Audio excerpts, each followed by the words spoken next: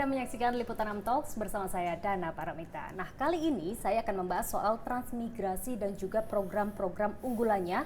Kali ini langsung bersama menterinya, Pak Iftithah Sulaiman. Halo, Pak. Pak Iftithah, di era kepemimpinan Bapak ini, di era sekarang ini saya penasaran Pak, ada berapa banyak sih Pak warga yang sudah transmigrasi, kemudian kemana transmigrasinya dan range umurnya berapa Pak? Langsung banyak banget nih saya pertanyaan ini. Jadi Silakan, tahun ini kita memberangkatkan lebih dari 1.300 kepala keluarga. 93%-nya itu adalah lokal. Range usianya di antara 25 sampai 40 tahun ya. Jadi fokusnya kita ke lokal. Jadi kalau misalkan dulu itu memindahkan dari Jawa keluar Pulau Jawa, sekarang ini kita lebih mengedepankan masyarakat lokal terlebih dahulu. Karena transmigrasi hari ini bukan lagi distribusi penduduk, tetapi bagaimana menciptakan pertumbuhan ekonomi baru di daerah, utamanya di luar Pulau Jawa. Jadi fokusnya kita di daerah itu, misalkan ada lahan ya utamanya, kita kan hulunya transmigrasi itu kan lahan. Potensi ekonominya apa? Kemudian apa yang akan kita kembangkan, terus kemudian ketika lahannya itu digunakan, kita lakukan konsolidasi penduduk dalam satu kawasan permukiman yang terintegrasi begitu. Nah, yang kita kedepankan adalah lokalnya, sehingga kita berharap bahwa yang paling pertama kali mendapatkan manfaat itu justru adalah masyarakat lokal. Oke, keren. Berarti nggak eranya sekarang tuh udah berubah gitu ya Pak ya, nggak kayak seperti dulu ya Pak ya transmigrasinya. Nah Pak, tadi tim Bapak bawa ini nih, saya tertarik untuk kebahasnya ini. Ini adalah transmigrasi patriot. Apa sih Pak maksudnya Pak? Jadi transmigrasi patriot ini ya adalah salah satu flagship programnya transmigrasi di mana kita melibatkan SDM unggul. Tadi yang dalam rangka menciptakan pertumbuhan ekonomi yang inklusif, berkeadilan, dan berkelanjutan. Kita membutuhkan SDM unggul untuk tahu di situ potensi ekonominya apa, bagaimana cara pengembangannya, dan sebagainya. Maka kita membutuhkan kolaborasi dengan dunia kampus. Nah, kita mulai dari tahun lalu kita melakukan, tadi transmigrasi patriot itu ada dua jenis ya. Apa itu? Pertama itu adalah tim ekspedisi patriot. Dia adalah tim advance, tim pendahulu ya, fokusnya adalah melakukan riset dan pemetaan potensi ekonomi. Itu di tahunnya lalu. Nanti insya Allah tahun ini itu tidak hanya riset dan pemetaan potensi ekonomi, tetapi nanti ada dua program turunannya lagi. Ada namanya tim ekspedisi patriot bakti transmigrasi. Artinya apa yang sudah mereka lakukan, penelitian, riset dan sebagainya di tahun 2025, jika misalkan dibutuhkan pembangunan infrastruktur dasar yang belum tuntas, belum selesai pada era lalu, itu mereka akan lakukan. Jadi misalkan nanti ada yang bangun jalan, terus kemudian ada yang sarana air bersih, sarana pendidikan, kesehatan, dan sebagainya. Kemudian ada juga tim ekspedisi patriot investasi transmigrasi. Nah, jadi kita tahun 2025 itu mengirim 400 tim ke 154 kawasan transmigrasi. Nah, hasilnya adalah 400 output. Dari 400 output ini, kita saat ini sedang olah mana yang memiliki potensi untuk investasi dalam jangka dekat. Nah, itu yang nanti tahun ini kita akan lakukan pendalaman sehingga tahun yang kemarin produknya kita anggap sebagai pra-FS. Nah, tahun ini kita akan lakukan feasibility study. Sehingga harapannya pada saat nanti lakukan riset dan pemetaan potensi ekonomi yang kedua ini, outputnya adalah FS, ready to offer kepada para investor. Jadi misalkan contoh, kemarin ada investor dari Tiongkok, dia butuh 2.000 hektar tanah untuk ditanami kelapa. Nah, saya sudah bicara dengan investornya, saya sampaikan nanti akan kami pilihkan tempat yang bagus. Hanya kita minta mereka satu, itu membangun industrinya di sana, pengolahannya di sana. Kemudian yang kedua, menyerap lapangan kerja lokal di sana. Bukan hanya para transmigran lokal, tetapi juga masyarakat yang ada di sana. Sehingga masyarakat bisa mendapatkan pekerjaan, pendapatan, dan penghidupan yang lebih layak. Nah, mereka sangat setuju dengan itu. Oleh karena itu nanti kita akan buatkan FS-nya sehingga ketika FS-nya sudah jadi, dalam tanda petik ya, dimakan oleh investor, maka kemudian investasi masuk, kemudian prosesnya akan berjalan.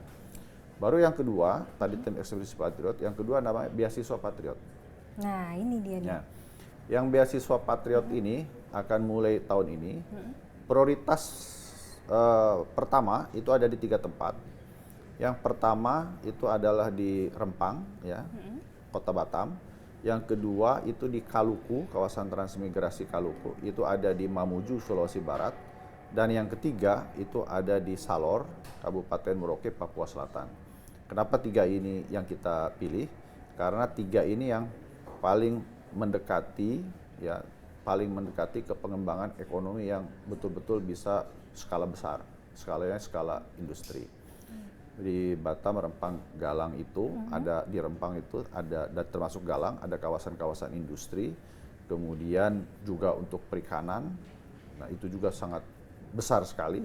Nah, kita ingin memberdayakan masyarakatnya untuk fokus di perikanan, kemudian juga sebagian hortikultura, baru nanti sebagian lagi untuk industri. Kita menyiapkan industri itu untuk generasi penerusnya.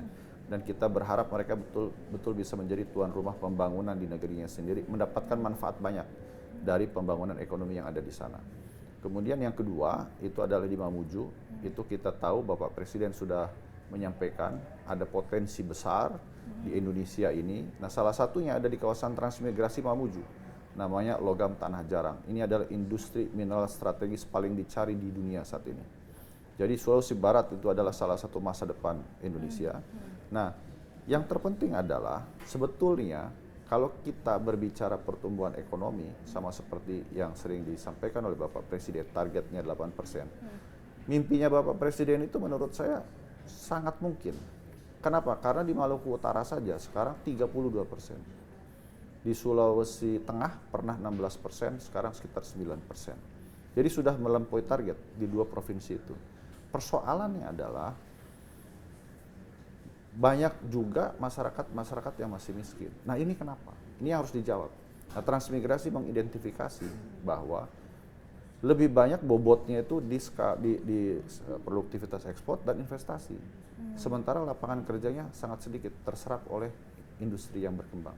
Nah, kita ingin kelak misalkan di Sulawesi Barat, itu ketika misalkan akan dieksplorasi untuk pertambangan, masyarakatnya sudah siap. Kita siapkan dulu masyarakatnya sehingga terserap untuk menjadi para pekerja di tambang itu, dan supporting sistemnya seperti misalkan kebutuhan pangan untuk para pekerja tambang itu bisa diakomodir, bisa disupport oleh masyarakat yang ada di sana juga. Kita contoh di Maluku Utara itu ada satu kawasan tambang yang pegawainya 60.000 orang, bisa dibayangkan hidup di sana setiap hari makan 3 kali, tapi cateringnya datang dari Jawa. Nah, padahal kalau misalkan kita bisa bikin satu ekosistem pangan sendiri di sana, kemudian memasok kebutuhan pangan di sana, nanti ekosistemnya akan berjalan di daerah itu. Betul. Sehingga betul-betul pertumbuhan ekonominya tidak hanya bagus secara angka-angka, tapi juga dirasakan oleh masyarakat dalam bentuk tersedianya lapangan kerja, kemudian meningkatnya pendapatan, sehingga daya beli juga bisa meningkat dan ekonomi bisa tumbuh dengan baik. Nah, Pak, indikatornya apa nih, Pak Iftitah? Indikator kalau program Patriot ini bisa disebut sukses gitu, berhasil gitu. Tolak ukurnya dari mana, Pak? Pertumbuhan ekonomi yang inklusif, berkeadilan, dan berkelanjutan. Itu tolak ukurnya dari situ. Jadi si Patriot ini nanti akan kita berikan misi, ada 3 misinya itu. 1, menciptakan lapangan kerja. Ya, jadi mereka justru harus menciptakan lapangan kerja. Tugas mereka itu bagaimana memberdayakan, mendampingi masyarakat. Pada ujungnya bukan hanya sekedar melatih, mendidik masyarakat, tetapi juga bagaimana supaya masyarakat bisa bekerja. Nah, yang kedua, memberantas kemiskinan. Sebetulnya ini adalah konsekuensi yang logis. Kalau masyarakat punya pekerjaan, dia punya pendapatan yang layak. Jadi tidak hanya pekerjaan, tapi harus punya pendapatan yang layak.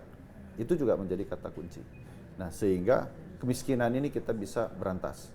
Baru yang ketiga, menjaga kelestarian lingkungan. Ini juga penting supaya berkelanjutan. Jadi pembangunan itu tidak berhenti. Itulah tolak ukur kesuksesan dari Transmigrasi Patriot. Artinya Transmigrasi Patriot ini bisa dibilang jadi alternatif lapangan pekerjaan gitu? Bisa dibilang seperti itu, Pak? Buat para patriotnya, menurut saya justru mereka harus menjadi motor penggerak dalam proses penciptaan lapangan kerja. Jadi Patriot ini bukan disediakan untuk memberikan lapangan kerja secara ansih. Ya dalam jangka pendek karena masa kerja mereka itu kan sekitar 2,5 tahun. Jadi bukan ansih memberikan pekerjaan kepada mereka 2,5 tahun itu tidak, ya kan? Tetapi kita ingin ini menjadi stimulus. Mungkin bisa lebih ditempatkan untuk stimulus menciptakan lebih banyak lapangan kerja. Kan begini misalkan, kita mau menciptakan pertumbuhan ekonomi di Mamuju, ya kan? Terus kemudian kalau hanya sekedar kita memberangkatkan mereka untuk mendapatkan pekerjaan di sana, nanti masa kerja selesai dia akan balik lagi. Tapi yang paling kita pentingkan adalah bagaimana mereka mendampingi masyarakat di sana sehingga mereka bisa menjadi pemimpin di sana, leading sektor, bisa menjadi CEO sehingga masyarakat yang di sana pun ikut terbantu. Pada akhirnya nanti mereka bertugas untuk memberdayakan masyarakat di sana dan masyarakat di sana bisa menjadi pemimpin bagi masyarakatnya sendiri. Nah pertanyaannya nih, gimana sih Pak syaratnya buat bisa ikutan Transmigrasi Patriot ini Pak? Saya gitu bisa nggak sih Pak? Begini, kita sedang susun syarat teknisnya, tapi secara umum yang pertama dia harus sarjana S1. Kemudian yang kedua dia harus lulus tes, masuk ke program-program studi yang nanti akan kita umumkan di 7 perguruan tinggi Indonesia. 1 UI, kemudian yang kedua adalah IPB, yang ketiga ITB, yang keempat UNPAD, kelima Undip, keenam UGM, ketujuh ITS. Nanti kita akan umumkan, misalkan di Batam Rempanggalang, program studinya apa saja dan universitas mana saja yang terlibat. Di Mamuju juga demikian, kemudian di Salor Merauke juga demikian. Tapi yang saya kemarin lihat dan nanti akan difinalisasi di hari Minggu ini, di Batam Rempanggalang itu fokusnya ke perikanan, perkapalan, transportasi, dan industri. Kemudian di Mamuju itu fokusnya pertambangan. Jadi ada nanti jurusan metalurgi, teknik elektro, mesin, dan sebagainya. Tapi disupport juga dengan ada pertaniannya. Karena kan tadi kita harap kebutuhan pangan dan sebagainya itu bisa disupport dari situ. Nah yang ketiga di Salor, Merauke itu fokusnya pada pertanian, perkebunan, perikanan, kelautan. Jadi hal-hal seperti itu juga nanti yang akan kita bahas. Baru ada yang spesifik lagi. Misalkan contoh di Salor Merauke itu ada jurusan hama begitu, untuk pertanian dan sebagainya. Nah itu nanti kita akan publish sekitar awal Februari. Jadi terdaftar di sana. Terus kemudian setelah itu masih ada ujian lagi. Itu ujian daerah disebutnya. Nah ujian pusatnya itu lulus tes psikologi, kemudian mental ideologi. Karena nanti yang akan kita kembangkan itu ada knowledge-nya, kemudian skill-nya, dan attitude-nya. Jadi mereka ini nanti akan kita siapkan bukan hanya menjadi motor penggerak pembangunan ekonomi, tetapi juga sebagai calon pemimpin masa depan. Gitu. Ketat ya Pak tesnya betul, ya? Betul. Kita nggak mencari kuantitas, kita mencari kualitas, karena kita berharap kita mencari yang best of the best lah kira-kira gitu. Nah, saya juga mantengin nih Instagramnya Kementerian Transmigrasi gitu ya Pak. Itu kan ngomongin juga soal beasiswa Patriot yang tadi sempat disinggung juga oleh Pak Iftitah. Nah, itu gimana sih Pak beasiswanya Pak? Boleh dijelasin sedikit, spill dikit soal beasiswa Patriot ini Pak? Tadi yang saya sampaikan awal Februari ini kita akan launching. Nanti tunggu saja pengumumannya seperti apa. Kalau mau di-spill yang lainnya, jadi setelah mereka nanti lulus tes pusat, tadi kalau setelah tes daerah, terus kemudian tes pusat, kemudian mereka terpilih, mereka akan melakukan semacam matrikulasi selama 1 bulan di perguruan tinggi utama. Kemudian insya Allah bulan Juli tahun ini kita akan berangkatkan ke 3 kawasan transmigrasi tadi. Kemudian di sana mereka akan melakukan pendidikan selama 10 bulan di compound, ya di asrama, dia tempat akomodasi di titik kawasan transmigrasi itu, di mana dia juga bisa berinteraksi langsung dengan masyarakat sekitarnya, dengan para transmigran, dengan masyarakat transmigrasi, ya kan? Kalau masyarakat transmigrasi itu bukan transmigran, tapi dia tinggal di dalam kawasan transmigrasi. Nah, kemudian setelah itu selama 20 bulan berikutnya dia akan melakukan riset, penelitian, termasuk pengabdian masyarakat. Okay. Nah, jadi harapannya kurang lebih sekitar 30 bulan mereka akan tinggal di dalam kawasan transmigrasi. Jadi N-nya itu 10 bulan pendidikannya, 2N-nya itu 20 bulan adalah pengabdian masyarakatnya. Pengabdian masyarakat. Kita nanti akan berikan misi pada mereka, apa saja misi-misinya nanti akan kita jabarkan pada saat mereka akan melakukan pendidikan, sehingga betul-betul lebih terarah gitu. Apa saja yang harus dikembangkan di dalam kawasan transmigrasi itu sehingga bisa memiliki daya ungkit pertumbuhan ekonomi yang inklusif, berkeadilan dan berkelanjutan. Menarik. Nah, Pak, kemarin kan sempat ketemu sama Pak Purbayo juga nih. Yeah. Boleh diceritakan apa sih Pak, ngobrolin apa? Apakah mungkin berkaitan juga sama beasiswa Patriot ini? Atau ada hal lainnya? Sebetulnya saya bertemu dalam sidang kabinet paripurna, saya sampaikan sama beliau, Pak, saya ingin diskusi langsung terkait dengan, tapi saya sudah bertemu juga dengan Menko Ekonomi, termasuk Wamen Investasi. Sebetulnya kita ingin, tadi kembali lagi hulunya transmigrasi itu kan lahan. Nah, lahan ini kita ingin bangun satu penciptaan investasi dan ekonomi yang bermanfaat bagi masyarakat transmigrasi. Kemudian kita ingin mendapatkan apakah dimungkinkan adanya semacam insentif. Nah, bagi para investor. Nah, ternyata menurut Menko Ekonomi sebetulnya termasuk Wamen Investasi, sebetulnya itu sangat memungkinkan jika di dalam kawasan transmigrasi itu ada yang lahan bisa digunakan. Contoh kawasan industri itu 50 hektar saja itu sudah bisa digunakan sebagai kawasan industri. Terus kemudian yang kedua itu adalah KEK, kawasan ekonomi khusus. Itu misalkan contoh 1000 hektar sudah bisa dibuat kawasan ekonomi khusus. Yang mungkin banyak masyarakat belum mengetahui, visualisasi transmigrasi itu tidak harus selalu di pinggiran, terus kemudian tempat kan kayak gitu ya, Pak, betul. ya? Tapi contoh misalkan di Manggarai Barat. Manggarai Barat itu sekarang ada Labuan Bajo di sana. Harga satu tanahnya itu sudah 700.000 sampai 1 juta per meter persegi. Sementara ada transmigran yang memiliki satu bidangnya itu sekitar 1 hektar.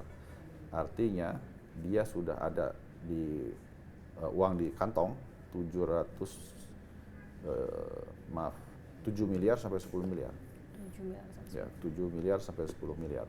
Jadi kalau dia jual, gitu kan. Harapan kita kan tidak jual, harapan kita kan mereka membangun untuk kepentingan mereka sendiri, kesejahteraan mereka sendiri gitu. Kemudian juga misalkan contoh di Rempang sendiri. Rempang itu kan kawasan yang sangat strategis, dekat dengan Batam hanya 1 jam, ke Singapura tinggal 30 menit, itu sekitar 1,5 jam. Itu juga sangat strategis. Jadi tidak selalu bayangan kawasan transmigrasi itu di pojokan atau tidak berkembang. Saya pernah ke Melolo, contohnya di kawasan transmigrasi di NTT, itu di sana ada industrinya. Jadi ada pabrik gula cukup terbesar di Pulau Sumba, itu adanya di kawasan transmigrasi Melolo. Lahan kebunnya itu sampai 4.400 hektar dan mereka menuju sekarang ke sampai 20.000 hektar gitu. Jadi itulah pusat-pusat pertumbuhan ekonomi yang kalau menurut Pak Bupati Sumba Timur itu terasa bukan hanya soal di angka-angka, tapi lebih banyak tercipta lapangan kerja karena 83% lapangan kerjanya diserap dari lokal. Kemudian Pak Bupati memvisualisasikan ke saya, Pak, dulu kita mau cari restoran tuh warung makan susah, sekarang di pinggir jalan sudah kebuka. Banyak ya? Betul. Jadi itulah yang ekosistem ekonomi yang seperti itu yang kita bangun dan kita kembangkan. Ya, terakhir Pak Iftitah, tanggapan atau mungkin arahan dari Pak Prabowo sendiri gimana Pak terkait program ini? Atau mungkin ada harapan tertentu dari Pak Prabowo, Pak? Jadi Pak Presiden sangat concern dengan 1, pendidikan, 2, memberantas kemiskinan, yang ketiga, menciptakan lapangan kerja, yang keempat, itu adalah soal isu lingkungan. Kemudian yang kelima, yang sering beliau tekankan itu adalah masalah terintegrasi.